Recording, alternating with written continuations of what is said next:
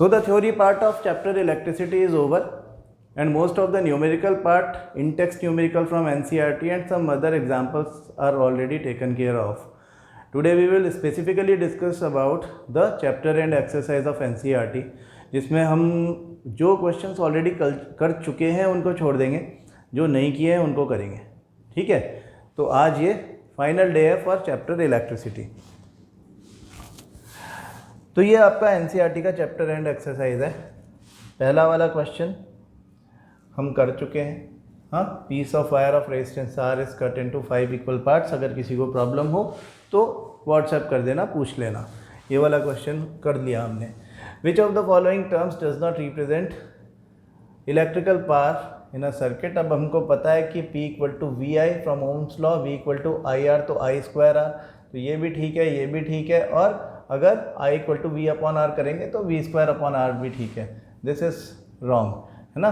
तो इसमें B answer रहेगा. वो पूछ रहा है कि क्या इनकरेक्ट है. Does not represent electrical power, B I R square. ऐसा कुछ नहीं होता.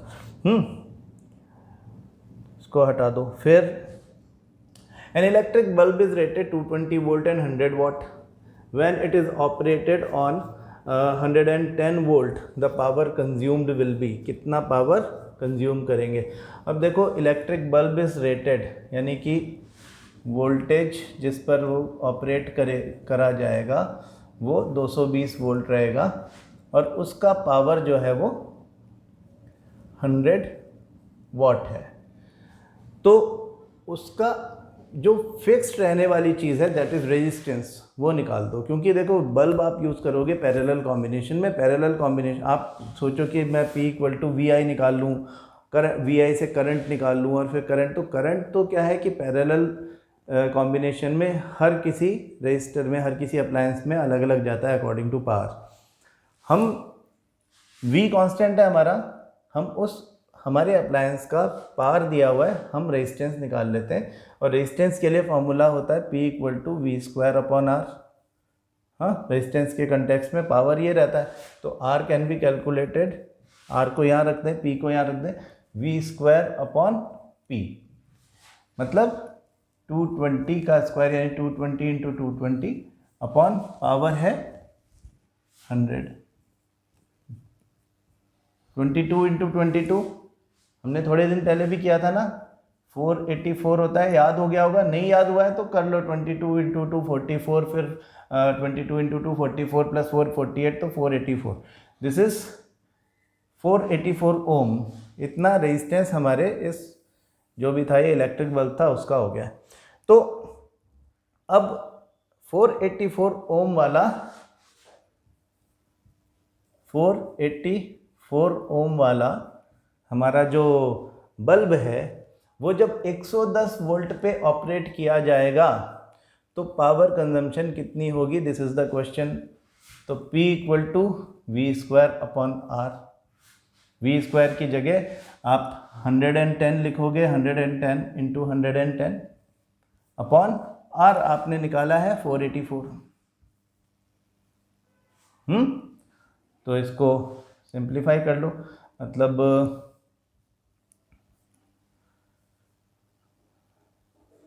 मैं 11 से इसको कर रहा हूँ, इसको भी हम 11 से कर सकते हैं. ये 10 हो जाएगा, ये 4 हो जाएगा. तो 100 upon 4 that is 25 watt. This would be the answer. Power consumption would be 25 joule per second और 25 वाट. कंसेप्ट की वो है. देखो यहाँ पे अगर आप P इक्वल टू वी आई कर लोगे और I निकाल के करने लग जाओगे तो आंसर कुछ और आ जाएगा. हाँ, इसलिए ध्यान रखने की ज़रूरत है. अच्छा, इसको देखें. Two conducting wires of the same material and of equal lengths and equal diameters are first connected in series and then parallel in a circuit across the same potential difference. Okay, V common है. The ratio of heat produced in series and parallel combination would be. जब भी इस तरह का question आए जिसमें ratio निकाल रहे हो तो देखो वो क्या कह रहे हैं कि दो कंडक्टिंग वायर्स हैं, मटेरियल सेम है यानी उनका रो रेजिस्टिविटी सेम है, लेंथ भी इक्वल है, डायमीटर भी इक्वल है, मतलब रो L अपॉन A सेम है यानी रेजिस्टर्स सेम है. पहले उनको सीरीज में कनेक्ट कर लिया, तो इक्विवेलेंट रेजिस्टेंस होगा RS, that is R1 plus R2, and then parallel तो वो इक्विवेलेंट रेजिस्टेंस होगा RP, that would be 1/R1 plus 1/R2, दो ही हैं। तो हम इसको दूसरे तरीके से भी लिख सकते हैं, मतलब 1/RP का वैल्यू है ये, है ना। तो हम RP का value equivalent resistance for parallel combination R1 R2/R1 plus R2 लिख सकते हैं। हालांकि उससे कोई फ़र्क नहीं पड़ता हमको, तो हम बात कर रहे हैं ये तो RS और RP अलग अलग निकल जाएगा। अब क्या कहते हैं वो कि पोटेंशियल डिफरेंस भी सेम है, V का वैल्यू भी कॉमन है, तो ratio of heat produced in series, ratio of heat produced in series to parallel combination, heat produced in parallel combination calculate करो, दिस इज द क्वेश्चन।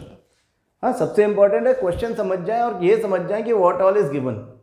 तो आप इसको देखो कि इसको हटा देते हैं, अब यहाँ पे मैं फॉर्मूला डाल देता हूँ। हाँ, कॉमन V कॉमन है कांस्टेंट दोनों के लिए, तो V²/RS इंटू टी अपॉन, ये तो सीरीज कॉम्बिनेशन के लिए हीट हो गया, ये हो गया V²/RP इंटू टी। T से T कैंसिल हो जाएगा, V² से V² कैंसिल हो जाएगा। हाँ, इसको हम कह सकते हैं 1/RS डिवाइडेड बाय 1/RP। यहाँ लिख देता हूँ मैं 1/RS, क्या है ये रेशियो, HS/HP का रेशियो है, जो पूछा है वही बता रहे हैं, 1/RS डिवाइडेड बाय 1/RP, और वी कैन राइट, ये ऊपर चला जाए तो RP/RS। हाँ, अब बताओ RP क्या है, हम कहते हैं 1/R1, आप यहाँ पे वैल्यूज रख दो कितना, अगर इन सब का वैल्यू R है, ये सब R बराबर हैं, ये हमको क्वेश्चन में गिवन है कि बराबर है, तो ये भी R, ये भी R, ये भी R, ये भी R। अपन इसको तो छोड़ो, अपन सिंपल कर देते हैं कि अगर ये दोनों अगर सीरीज कॉम्बिनेशन है तो R प्लस R तो कितना हो गया, 2R हो गया। हाँ, मतलब RP/RS में से RS की जगह हम 2R लिख सकते हैं। यहाँ पर आपका R LCM आ जाएगा, ये 1 + 1 हो जाएगा, तो ये 2/R is the value of 1/RP, तो RP का वैल्यू कितना हो गया, R/2। तो RP की जगह मैं लिख रहा हूँ R/2 और RS की जगह लिख रहा हूँ मैं 2R। R से R cancel, 1/4 is the answer. इसको हम 1:4 कह सकते हैं या 1/4 बोल सकते हैं ना। सिंपल मैथ्स है आपकी, इसमें तो कोई ऐसी डिफ़िकल्ट बात नहीं। समझने वाली बात यह है कि रेशियो हमने कैसे लिखा, फॉर्मूला हमने कौन सा यूज़ किया, I²RT यूज़ नहीं कर रहे हैं, है ना। हम कह रहे हैं कि एक सीरीज़ है, एक पैरेलल है, हम कह रहे हैं कि दोनों की जगह वोल्टेज सेम है, अगर V सेम है तो V²/R इंटू टी ही यूज़ करना है। चलो अब देखो, how is voltmeter connected in the circuit to measure the potential difference between, ये तो आपको पता है parallel to the voltmeter parallel में लगाया जाता है। और ये भी याद रखना कि वोल्ट मीटर की जो रेजिस्टेंस होता है वो मैक्सिमम होता है, so that the minimum current should enter into volt meter. हाँ, करंट वेस्ट नहीं हो इधर उधर। A copper wire has diameter 0.5 millimeter and resistivity of 1.6 into 10⁻⁻8 ohm meter. What will be the length of this wire to make its resistance 10 ohm? Okay, how much does the resistance change if the, बिल्कुल simple है। देखो question तो बस calculation का थोड़ा सा इसमें रहता है। अपन इसको ले चलते हैं अपनी शीट पे, कहाँ है, ये रहा, क्योंकि थोड़ा सा फिर कन्फ्यूज़न नहीं हो जाए मतलब आप लोगों को, इसलिए मैं यहाँ पे लगा दे रहा हूँ। बात तो सिंपल है कि आप यहाँ पे यूज़ करने वाले हो R equal to rho L upon A, where given R is given 10 ohm, और rho is given 1.6 into 10⁻⁻8 ohm meter. Diameter is given 0.5 mm मतलब मिलीमीटर, और डायमीटर मतलब हमको चाहिए रेडियस का डबल। तो रेडियस जो है वो D/2 2 होता है। रेडियस क्यों चाहिए? क्योंकि हमको एरिया ऑफ क्रॉस सेक्शन चाहिए जो पाई आर स्क्वायर होता है। तो आप d/2 दैट इज 0.5 mm/2, इसको 0.25 लिख देता हूँ मैं डायरेक्ट। 0.25 इंटू मिली मतलब 10⁻³ होता है मीटर। तो ऐसा यूनिट में इसका होना चाहिए। अब रेडियस का ऐसे तो हम क्या करेंगे, तो हम एरिया लिख दें, area is pi R square, और पाई इज, अब आप 3.14 लिख लें या 22/7 लिख लें, जैसे मर्जी, हाँ, इंटू 0.25 का स्क्वायर, 0.25 दो बार, 0.25 इंटू 0.25, और 10⁻³ का स्क्वायर 10⁻⁻6, पावर ऐड हो जाती है इतना स्क्वायर मीटर। ऐसे ही रख लेते हैं जिससे कि फॉर्मूला में डाल दें। लेंथ पूछ रहा है, वो कहते हैं कि what will be the length of this wire, तो लेंथ L, वही फॉर्मूला है, हाँ, L = R × A upon rho. यहाँ पे वैल्यूज डाल दो। R वॉज गिवन 10, A ये है पूरा का पूरा 22/7 इंटू 0.25, मैं 0.25 को 25/100 लिख रहा हूँ भाई, ये बात समझ लो, मैं सिंप्लीफाई कर रहा हूँ चीज़ों को, हाँ, और 10⁻⁻6, ठीक है। ये तो है R × A अपॉन रो। तो रो यहाँ पे नीचे रो भी लिख देते हैं, वो क्या है 1.6 इंटू 10⁻⁻8। हो गई बात। इसका भी एक पॉइंट हटा के 10⁻1 में यहाँ पे लगा देता हूँ। ये आपके 100 और 100 जो हैं, बेसिकली अब आप देखो कि इसको ऐसे कर लो, उधर 0.1 लगाना किसी को अगर समझ में नहीं आया हो तो मैं इसको भी और भी सिंपल कर देता हूँ आपके लिए। ये 0.1 मत लगाओ, यहाँ 0.6 जो है, 1.6 का पॉइंट हटाया, 16 रह गया नीचे, ऊपर इंटू 10 कर दिया मैंने, ठीक है। कुछ लोगों को मुझे पता है ऐसी बातें पसंद नहीं आती। अब मैं सिंपल बात आपको समझा रहा हूँ, देखो मैथ्स वाली बातें हैं थोड़ी सी। 10⁻⁻8 ऊपर जाएगा तो +8 हो जाएगा, हाँ, इसको मैं यहाँ से हटा देता हूँ और यहाँ पे ऊपर +8 कर देता हूँ, ठीक है। 8 - 6 2 होता है, 10⁻2 का मतलब 10⁻2 इज 100। तो अब इस पूरे को हटा के यहाँ पे 100 लिख देते हैं, ठीक है। इस 100 से ये 100 काट दो,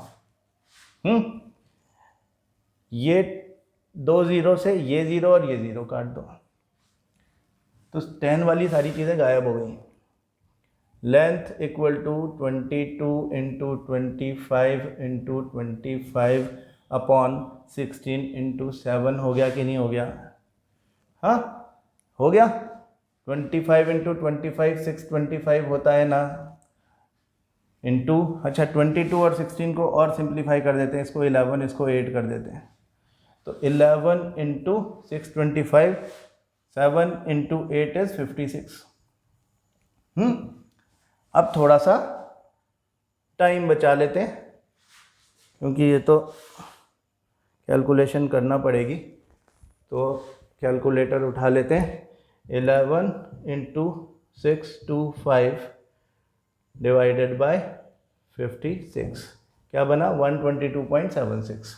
ये आपका लेंथ आ गया वायर का मीटर में, 122.76 मीटर। 76 के बाद वाले खूब सारे पॉइंट्स होते हैं वो मैंने इग्नोर कर छोड़ दिए, ठीक है। तो आगे और भी कुछ कह रहा है वो इस क्वेश्चन में। ये तो आपका लेंथ आ गई, लेंथ ऑफ द वायर आ गई। कैलकुलेशन थोड़ा लंबा है लेकिन आप प्रैक्टिस करो, तो प्रैक्टिस करना चाहिए एक्चुअली। कई बार ऐसा होता है कि लंबे क्वेश्चंस होते हैं और हम परेशान होते रहते हैं उनसे, तो अपन परेशान होने के बजाय प्रैक्टिस करें तो वो ईजी लगने लग जाएंगे, रास्ते अपने आप निकल जाते हैं। समझ गए जी? आगे देखो, वैल्यूज़ ऑफ करंट है ये V और I के बीच में। इन वैल्यूज़ को लेकर के ग्राफ बना लो, स्ट्रेट लाइन ग्राफ बनेगा। वो कह रहा है calculate the resistance of that resistor. चलो ये चीज़ मैं आपको थोड़ा सा बता देता हूँ, हालांकि 9th क्लास में हमने ऐसी बातें करी थी। हाँ, 9th क्लास में ऐसी बातें क्या करी थी कि वहाँ पे वेलोसिटी टाइम ग्राफ होता था, आपको याद हो तो यहाँ पे वी आई ग्राफ है। अब आपने वैल्यूज़ डाली हुई हैं करंट की और वोल्ट की ना, 1.6, 3.4, 6.7, 10.2 एंड 13.2 ऐसे वैल्यूज़ हैं, और इधर 0.5। मैं अभी ये कोई नापी हुई वैल्यू नहीं है, अपन तो ऐसे ही कर रहे हैं, उसको एक आइडिया लग जाए कि हमें करना क्या है। Basically graph straight line graph बनेगा, मतलब इन दोनों के कॉरेस्पॉन्डिंग जो पॉइंट्स, ये ऐसे ग्राफ बनेगा। अब कोई भी दो पॉइंट के बीच में अगर हमको, क्योंकि ये स्लोप है, स्लोप इज रेजिस्टेंस, वो कहता है कि रेजिस्टेंस बताओ इसका, तो resistance is the slope of the graph. V I graph का स्लोप जो है वो रेजिस्टेंस है। तो हम कोई भी दो पॉइंट ले लें, जैसे समझो हमने ये पॉइंट लिया 3.4, एक पॉइंट हमने ले लिया, समझो ये क्या था 10.2 है, 10.2 ले लिया है ना, 10.2 थोड़ा ऊपर ले लो, चलो ये ले लिया है ना। 10.2 कॉरेस्पॉन्ड कर रहा है 3 को, तो सही बात है, यहाँ पे 3 को कॉरेस्पॉन्ड कर रहा है, और ये जो 3.4 है वो कॉरेस्पॉन्ड कर रहा है 1.0 को, ये बात भी ठीक है। तो स्लोप कैसे निकालते हैं, 9th क्लास की मैं याद दिला दूं आपको कि आपको ये स्लोप निकालना है between this and this point. तो आप उनका जो परपेंडिकुलर, अब तो आप लोगों ने एक्चुअली 9th क्लास में तो ये बता नहीं सकते थे, अब तो आप ट्रिग्नोमेट्री समझते हो। तो ट्रिग्नोमेट्री जो होता है वो क्या होता है, ट्रिग्नोमेट्री के हिसाब से कि आप tan थीटा निकालने लगते हो, और tan थीटा जो होता है वो आपका होता है परपेंडिकुलर अपॉन बेस। तो ये ट्रायंगल में what is perpendicular upon base, हाँ, ये जो स्लोप को रिप्रेजेंट कर रहा है वो है परपेंडिकुलर अपॉन बेस। तो आपका परपेंडिकुलर जो है उसका वैल्यू आप लोगे 10, ये 3.4 है, वो है 10.2, तो आप लिख दोगे 10.2 माइनस 3.4। तो ये हो गया आपका 8 और 6.8 है ना, ये वैल्यू हमारा हो गया 6.8, और ये जो वैल्यू है हमारा इसका मतलब बेसिकली दिस अपॉन दिस करना हमको, ये क्या है 3 माइनस 1 दैट इज 2। तो हमारा जो स्लोप निकालना है हमको वो कैसे निकलेगा, 6.8 अपॉन 2 दैट इज 3.4 ओम, है ना। ये वही बात है जो वेलोसिटी टाइम ग्राफ में, मैं याद दिलाऊं आपको, वेलोसिटी टाइम ग्राफ में हम कहते थे कि ये स्लोप जो है ये एक्सेलरेशन है, और acceleration is v minus you upon T. वैसे ही है ये क्या है, change in the potential difference, this is change in the current. जैसे जैसे v बढ़ता है वैसे वैसे i बढ़ता है, और उन दोनों का ratio v upon I r होता है। तो इस ग्राफ का जो स्लोप है वो r है, ये बात आपको याद रखना है। अच्छा जी, आगे देखें। When a 12 volt battery is connected across an unknown resistor, there is a current of 2.5 milliampere in the circuit. Find the value of resistance of the, अब V दे रखा है, I दे रखा है, आपको ध्यान रखना है 2.5 मिली एम्पियर दे रखा है। तो मिली एम्पियर जो है वो 2.5 इंटू 10⁻³ एम्पियर है। बस V तो आपको पता है 12 वोल्ट की बैटरी है, तो 12 वोल्ट V है, तो R equal to V upon I आएगा। तो 12 अपॉन 2.5 इंटू 10⁻³ ये ऊपर ले जाओ 4.8 हो गया। इसको आप 4.8 इंटू 10⁻³ ऊपर जाएगा तो 10⁻³ हो जाएगा।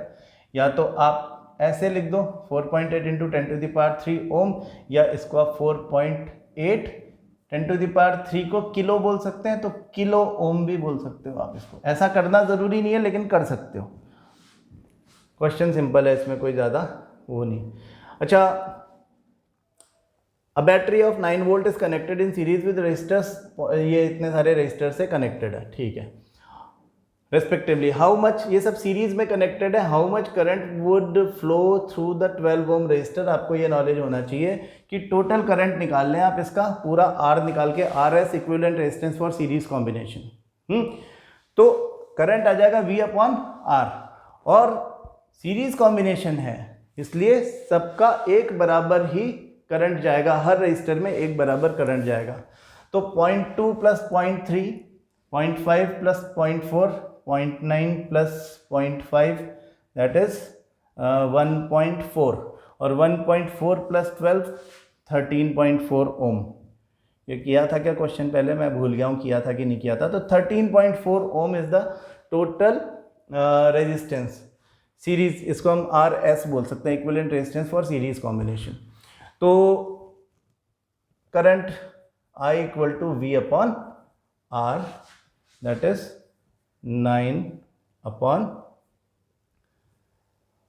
9 वोल्ट की है ना बैटरी, हाँ 9 वोल्ट की बैटरी है अपॉन 13.4 है ना। तो इसको हम कर दें 45 अपॉन 67, 45 अपॉन 67, 45 अपॉन 67 ले लेते हैं हमारे कैलकुलेटर से। 45 अपॉन 67 इज 0.67।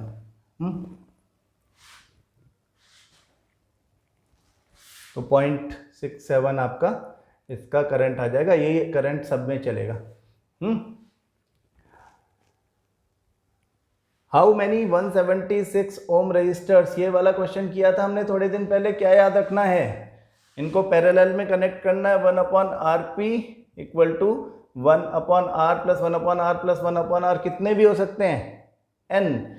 एलसीएम आ जाएगा जो वैल्यू गिवन है, यदि ये 1 अपॉन 176 है तो एलसीएम आएगा 176, और 1 1 1 1 1 1 जितने हैं एन वो जुड़ जाएंगे तो ये एन। तो 1 upon R P is 1 upon R P जो आप निकाल रहे हो, एन अपॉन जो आर अपने को गिवन है वो है। तो हमारा एन का वैल्यू जो है वो इस आर को मैं यहाँ रख दूँ, R is the given resistor जो हमको दिया गया क्वेश्चन में। तो आर अपॉन आर पी आएगा, और R P from the given values of V and I, V upon I होता है। तो मैं इसको R upon V into I लिख सकता हूँ, या मैं इसको R into I upon V लिख सकता हूँ। ये एन की वैल्यू होगी। हाँ, इसमें वैल्यूज डाल दो।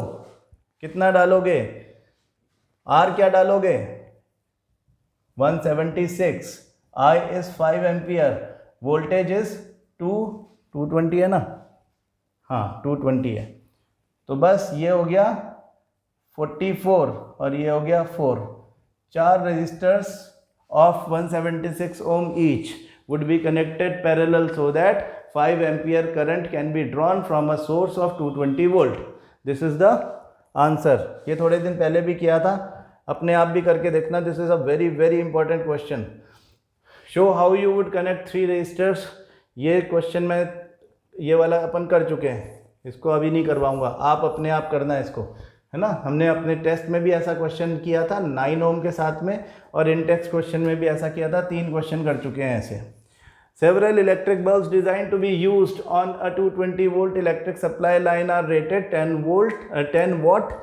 How many lamps can be connected in parallel with each other across the 2 wires of 220 volt line if the maximum allowable current is 5 ampere? Resistance निकाल करके और बहुत ज़्यादा लफड़ा करने की ज़रूरत नहीं है, सिंपल समझ लो।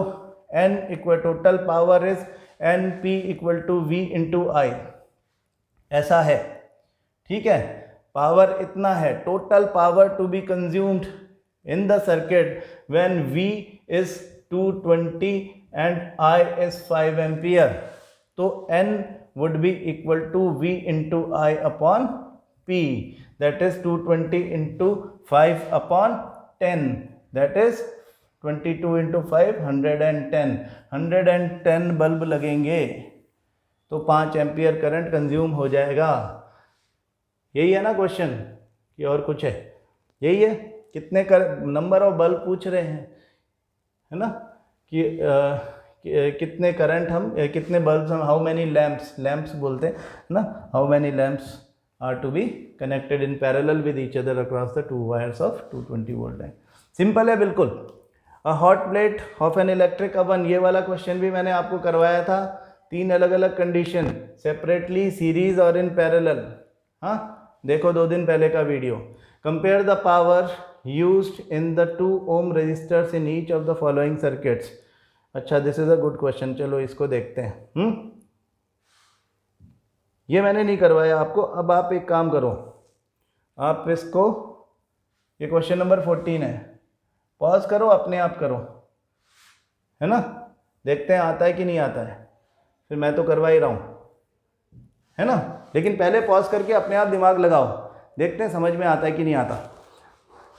Compare the power used in the 2 ohm resistor in each of the following circuits. Number 1, a 6 volt battery in series with 1 ohm and 2 ohm resistors, and 2, a 4 volt battery in parallel with 12 ohm and 2 ohm resistors.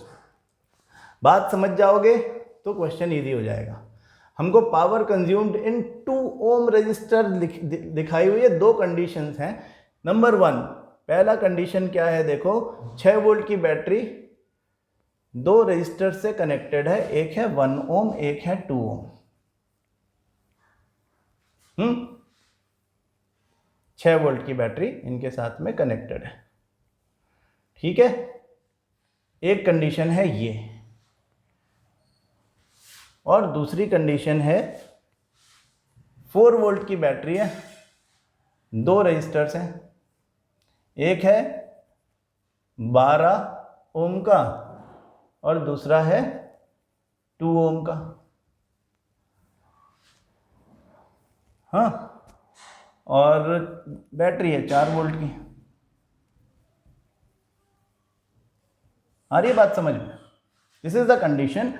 वो ये कह रहे हैं दोनों ही condition में जो 2 ओम वाला register है यहाँ और यहाँ, इनमें पावर निकालना है। हम मतलब जल्दबाजी ना करें इस क्वेश्चन में कि पहले तो सीरीज RS निकाल दिया, उधर RP निकाल दिया और पावर निकाल दिया, ऐसा नहीं कर रहे हैं। हमसे पूछा गया स्पेसिफिकली पावर कहाँ पे, देखो पावर के अलग अलग फॉर्मूला कैसे कैसे यूज़ होते हैं, इससे हमको ये नॉलेज मिलेगी, इसलिए ये इंपॉर्टेंट है, बाकी तो कोई खास बात नहीं है। पहली कंडीशन देखो, वो कह रहा है कि पावर यूज्ड इन, हमें कैलकुलेट करना है यहाँ पे कितना पावर, इसमें कितना पावर कंजम्पशन है। तो यहाँ पर आप ये बात ध्यान रखो कि ये सीरीज कॉम्बिनेशन है, वोल्टेज दिया हुआ है, R1 और R2 दिया हुआ है, RS यानी equivalent resistance for series combination would B 1 + 2 that is 3 ओम। इससे आपको करंट पता चल जाएगा कितना करंट इसमें जा रहा है। I = V/R, V is 6, R is 3, total 2 ampere current चल रहा है इस पे। ये 2 एम्पियर करंट यहाँ भी जाएगा, यहाँ भी जाएगा। सीरीज कॉम्बिनेशन में I क्योंकि कांस्टेंट रहता है, पावर कैलकुलेशन करनी है इन अ पर्टिकुलर रजिस्टर, तो हम I²R यूज करेंगे। P = power consume by this would B I²R। हाँ, कितना होगा I²R? यहाँ पे R2 लेना है, I तो 2 है ही, तो 2² × 2, 4 × 2 दैट इज 8 वाट या 8 जूल पर सेकेंड, ठीक है। यहां पर 2 ओम वाला पैरेलल में लगा हुआ है इसके साथ में। वोल्टेज हमें निकालने की जरूरत ही नहीं है, इन दोनों एंड्स के बीच में वोल्टेज तो कॉमन ही है 4 वोल्ट।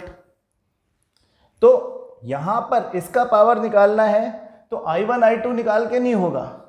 हाँ, मतलब आप हो तो जाएगा, लेकिन आपको करना थोड़ी है, ऐसा थोड़ी करना, क्या जरूरत है, आपके पास में P, आपके पास V है और आपके पास R भी है, तो P = V²/R यूज करो। P = V² मतलब 4 का square that is 16/R that is 2, 8 वाट। हाँ, इस तरह से कैलकुलेशन होती है।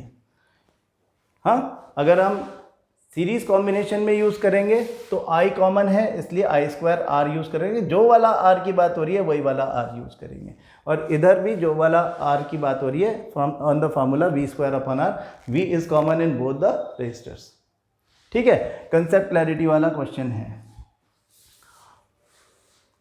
ये, हो गया।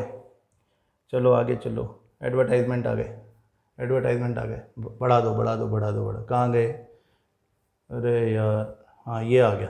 चलो अब देखो, 2 lamps, 1 rated 100 watt at 220 volt and the other 60 watt at 220 volt are connected in parallel to electric main supply. What current is drawn from the line if the supply voltage is 220 volt? देखो दो अलग अलग appliances हैं, simple formula P equal to V I. हमको ये पता है, ये बात मैंने पहले भी कही थी, देखो कि अगर किसी अप्लायंस का आपको ये पता करना है कि वो कितना करंट लेगा, तो आप उसका करंट कैलकुलेट कर सकते हो P equal to V I से, where P is already given, उसके ऊपर अप्लायंस के ऊपर ही लिखा हुआ है कितना पावर उसका है, और वोल्टेज कितना है वो तो आपको पता है 220 वोल्ट. आपके मेंस की सप्लाई का जो जो लाइन है आपके डोमेस्टिक सर्किट में, वो ही लिया जाएगा. तो हम इन दोनों के करंट अगर अलग अलग कैलकुलेट कर दें, क्योंकि वो पैरेलल में लगा हुआ है, तो I would be equal to I1 plus I2, है कि नहीं? तो पहले I1 निकाल देते हैं. I1 यहाँ पे क्या आएगा, P1 अपॉन V, और I2 क्या आएगा, वो होगा P2 अपॉन V. V तो कॉमन है ना, तो P1 upon V is 100 upon 220, P2 upon V is 60 upon 220. तो टोटल करंट इन दोनों को ऐड कर दो, तो I would be equal to 100 upon 220 plus 60 upon 220, है ना? थोड़ी कचड़ पचड़ हो गई, इसको हटा दो, दोबारा लिख देंगे वहाँ पे 220, है ना? तो एलसीएम 220, 100 प्लस 60 मतलब 160 upon 220 is the total current, है ना? कैलकुलेट कर लें. 8 अपॉन 11 यानी 0.72,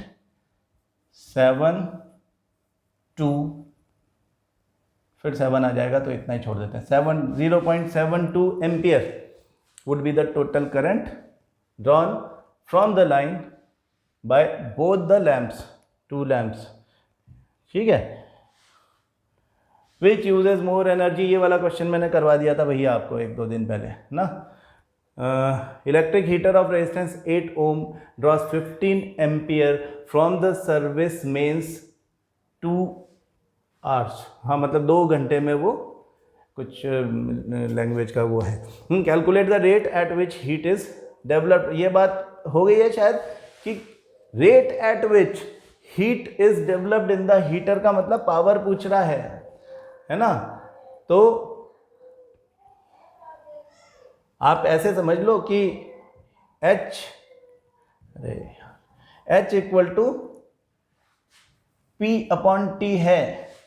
P equal to I square R into T है, अपॉन T है तो T से T कैंसिल कर दो. 2 आवर्स का कोई लेना देना नहीं है, पावर निकाल रहे हैं, आई स्क्वायर इंटू R निकालना है. I मतलब ये कितना था, 15 था, तो 15 का स्क्वायर 225 डायरेक्ट लिख दूँ ना, into R 8,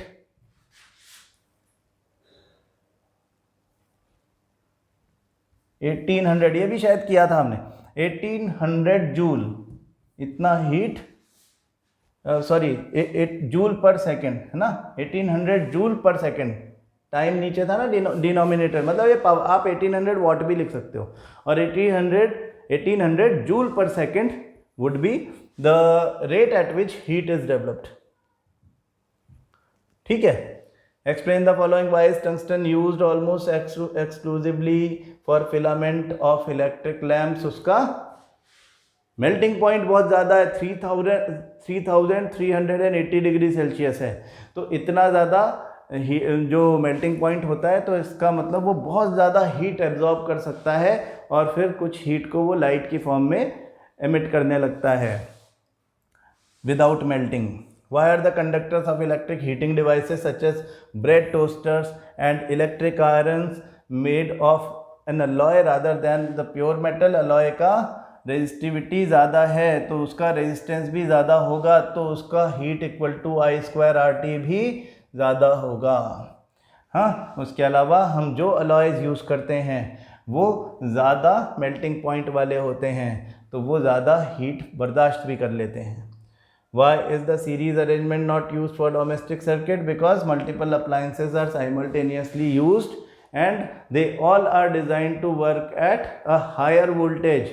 but in series combination the total voltage get divided into as many parts as the appliances are connected in series combination.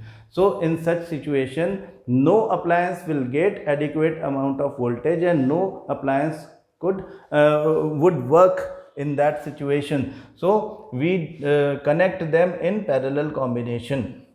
How does the resistance of a wire vary with its area of cross section? Area of cross section का inversely proportional होता है. तो अगर area of cross section ज़्यादा है तो resistance कम होता है, एरिया ऑफ क्रॉस सेक्शन कम है यानी थिकनेस कम है वायर की तो फिर रेजिस्टेंस ज़्यादा होता है. Why are copper and aluminium wires usually employed for electricity transmission? Because they are good conductors of electricity as their resistivities are very low. हाँ, तो ये आपके चैप्टर एंड एक्सरसाइज कंप्लीट होती है. With this your chapter electricity is also over. अब आपको बहुत अच्छे से सारे सॉल्व्ड अनसॉल्व्ड एग्जाम्पल्स सब कुछ आपको करने हैं, प्रैक्टिस करने हैं और ये चेक करना है सबसे पहले तो कि एनसीईआरटी का सब कुछ आता है कि नहीं आता आपको. फिर मैं आपको आज ही मैं आपको नोट्स भेजूंगा इसके और उसके साथ में मैं वर्कशीट भेजूंगा प्रैक्टिस के लिए. उसके सारे न्यूमेरिकल कर लो, टाइम लो आराम से, कोई जल्दबाजी नहीं है. आप सारे न्यूमेरिकल करो, जिसमें दिक्कत आए तुरंत व्हाट्सएप पे पिक्चर भेज दो कि सर नहीं हो रहा हमसे. हाँ, अगर कुछ वैसे समझना है कंसेप्ट के हिसाब से कॉल कर लो मेरे को सीधे, मैं आपको उसका एक्सप्लेनेशन दे दूंगा. ठीक है जी. तो ये बहुत इंपॉर्टेंट चैप्टर आपका कंप्लीट हुआ और आप कितना प्रैक्टिस करते हो उस हिसाब से आपका इस पर कमांड होगा. अगर इस पर आपका कमांड अच्छा है तो आगे आपको magnetic effect of electric current में भी थोड़ी सी हेल्प मिलेगी. ठीक है, तो अच्छे से मेहनत करो और इस चैप्टर को स्ट्रॉन्ग कर लो. Thank you.